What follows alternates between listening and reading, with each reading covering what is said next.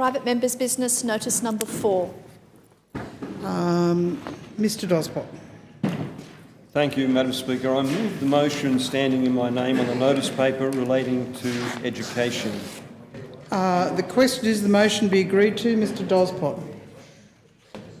Madam Speaker, 10 years ago, in 2006, the Canberra community was thrown into great turmoil when the then Education Minister, Andrew Barr, announced to a stunned community that the ACT Labor government intended to proceed to close a number of schools across Canberra. Perhaps inappropriately called towards 2020, the school closure plan was announced as part of the 2006-2007 budget. The key feature of this rhetoric-laden work was the proposal to close 39 government schools and preschools and the amalgamation of others. After a notional 6-month consultation period, Education Minister Barr announced the government's decision to close 23 schools, including 11 primary schools and 1 high school, with a new P10 school to be established on the old high school site.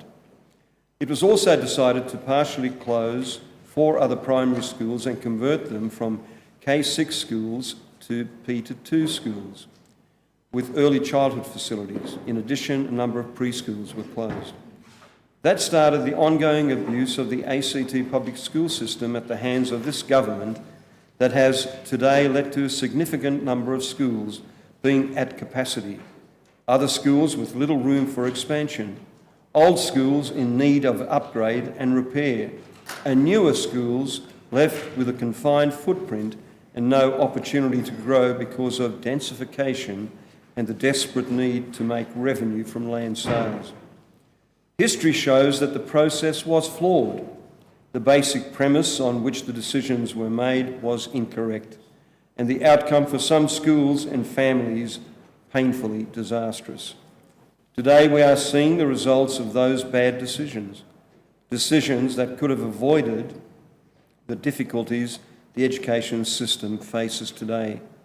If only the government had listened to the community, had done its homework, and had not tried to fudge the books. When you look back at all the discussion about school closures, there is a pattern that is as evident today as it was then. It appears that the government has learnt nothing in the past 10 years. 10 years ago, it took the community for granted, and a decade later, it has just broadened and deepened that arrogance and inability to community needs.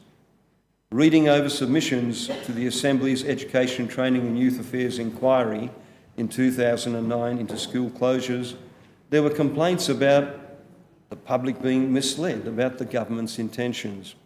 Not surprisingly, there was no mention of school closures in the 2004 ALP election platform, a bit similar to the supposed mandate for light rail. Apparently, it was only a couple of months after the 2004 ACT elections that plans to close Ginninderra High School were being made. Plans to close that school and others, while statements in the press were suggesting no active consideration of school closures at the moment and not on the government's agenda. Does this not also sound like the denials over closure of the Manuka Childcare Centre? Due process not being followed was another issue. The Education Act of 2004 requires that before closing or amalgamating a school, the Minister must have regard to the educational, financial and social impact on students at the school, students' families and the general school community. The Save Our Schools organisation showed the government's insincerity and breach of this section of the Act through FOI requests that showed no work had been done to analyse any impact that school closures might have. Compare that also to the lack of disclosure, the lack of information that the parents at Tilapia School got about the reasons for their oval being taken from them.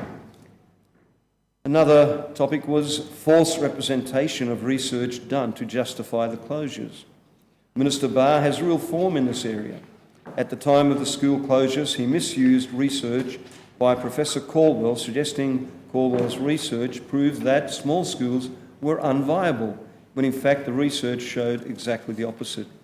He had a similar confusion about research into the value or otherwise of small class sizes. He made dodgy claims about small class sizes and then conveniently dropped them, probably just about the time many schools had classes well in excess of the supposed ideal. The education efficiency dividend, supposedly based on sound economic research, was another poorly researched blunder that had the potential to damage our schools. Education Minister Barr was forced to withdraw this ridiculous and damaging decision, but only after it was pointed out by angry parents that the cut would slash services to the visually impaired, services to hearing impaired, that it would cut the Aboriginal and Torres Strait Islander literacy and numeracy program, and take out several school counsellors. Since then, there have been 3 education ministers, and each have blundered their way through the portfolio. Education Minister Burke's short tenure was highlighted by building issues due to the absence of appropriate maintenance plans, especially in our older schools.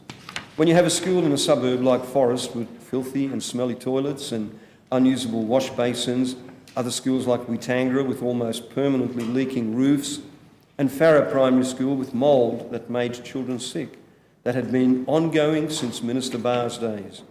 That ought to send warning signals. But it didn't, and so we had Taylor Primary School found to be riddled with dangerous asbestos, and the school forced to close for almost a year, while repairs were done at a cost of almost $13 million.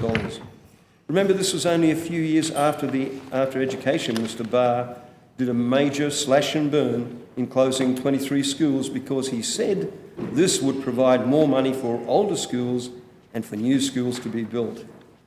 Minister Burke was followed by Minister Burge, who refused to realise the importance of nurses in special schools, who thought it quite appropriate for students to sit in classes during heat waves and freezing winters without appropriate cooling and heating systems, because older schools didn't need money spent on them, when we could talk instead about the new school at Gungahlin. This is the same minister who claimed shock and horror when her own directorate's failed policies led to the caging of a student and the sacking of a principal. Responsibility should always rest at the top, but it was a principal who lost her job when a crisis in our schools in dealing with students with challenging behaviours and complex needs was exposed so sadly, even though there had been calls for additional professional support for such students from teachers and their union.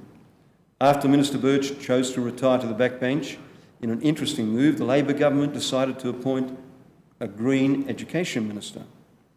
Given the crisis in accommodation in our school, perhaps this was the best way for ACT Labor to distance itself from 10 years of failure to plan and predict school populations, failure to manage and maintain older schools, and failure to support students with challenging behaviours.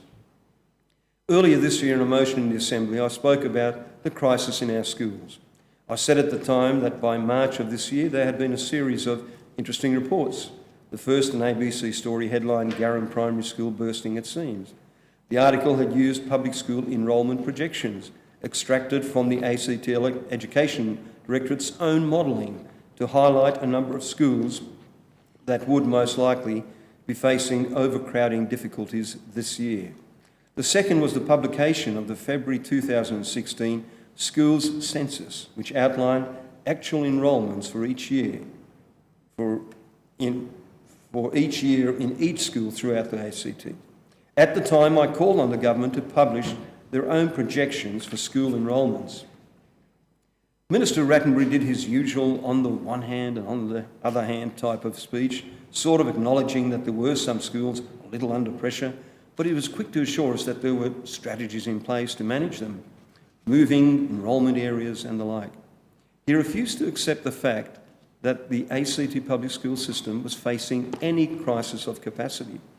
He effectively challenged my claims that schools like Harrison Junior School had potential enrolments of 1,099 with enrolment capacity of only 1,050, that Hawker Primary School had enrolments close to their maximum, that even Gungahlin College, opened in 2011, has now had to restrict enrolments for 2017 as it is over capacity. I understand Macquarie Primary is not far behind. Remember, Macquarie was one of those areas that Minister Barr said only 10 years before was declining in population and had fewer young families moving in. At least Minister Rattenbury didn't go as far as his predecessor in trying to gild the lily when she claimed, as Ms Birch claimed 18 months ago, in each of our 4 networks, school capacity will remain comfortably above projected enrolment growth. In March, I listed a number of schools that were struggling across Canberra, from Red Hill to Mawson, and even in the Gungahlin area, that Education Minister Barr had claimed was to be a focus after closing schools elsewhere. I also pointed out that perhaps the problem might not have been quite so dire had the government delivered on its 2012 election promise of an additional, and I stress additional, $70 million for older schools upgrades. I called on the government to provide projections for 2017, 2018 and 2019 and how they are responding to those projections. When Minister Rattenbury agreed to deliver those projections and to provide enrolment details for schools, I wondered why he needed several weeks to do so. Once I got the figures, I could see why he needed all that time.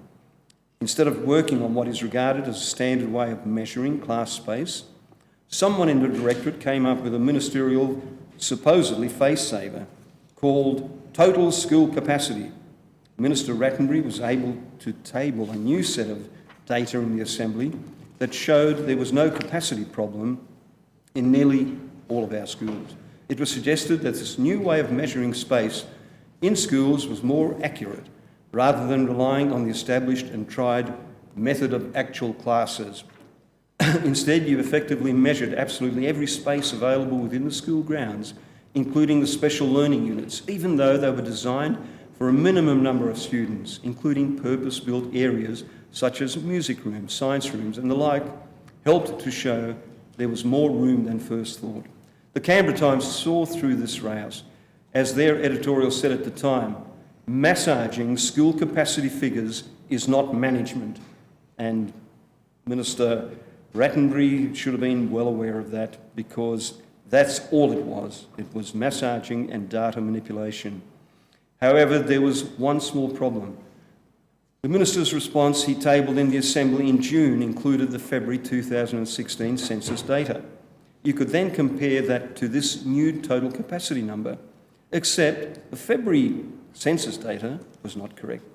Whoever devised the new formula had conveniently removed preschool enrolments from the count. They were included in the February figures, but had they been included in the new chart, it would have shown the extent of overcapacity. In Minister Rattenbury's defence, from his surprise when I pointed this out in estimates, he was not aware of this data manipulation.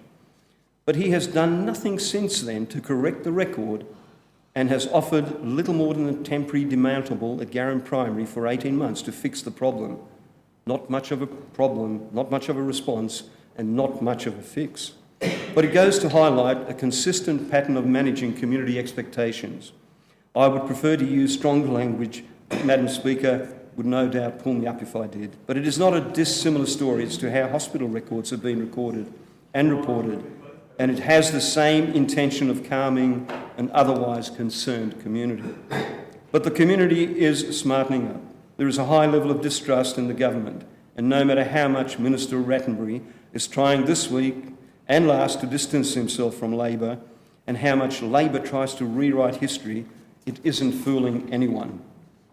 Ask families of Tilapia Park School and the Mocha community about trust in the current government, including their total cabinet, which includes a Green Education Minister. They make no distinction between a Greens Minister and a Labor Minister because both have let them down and failed to communicate openly and honestly with them. That is why in this motion I'm calling on the government to own their mistakes.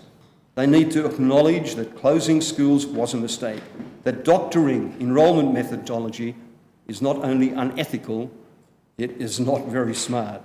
The government needs to commit to genuine and appropriate infrastructure upgrades, and they need to be honest with parents about what the future options are for school enrolments, especially in those schools that simply cannot fit the number of students they need to. The ACT public school system has much to be proud of. However, that is not as a result of, but in spite of what this government has done with closing schools. Neglecting schools, overcrowded schools, taking ovals from schools, promising schools upgrades years and years before they are delivered. Our schools deserve better. Under a Canberra Liberals government, they will get better. We already announced $60 million additional funds to help address the chronic infrastructure problems. We have announced more money for special schools, and we will be announcing more in the weeks to come.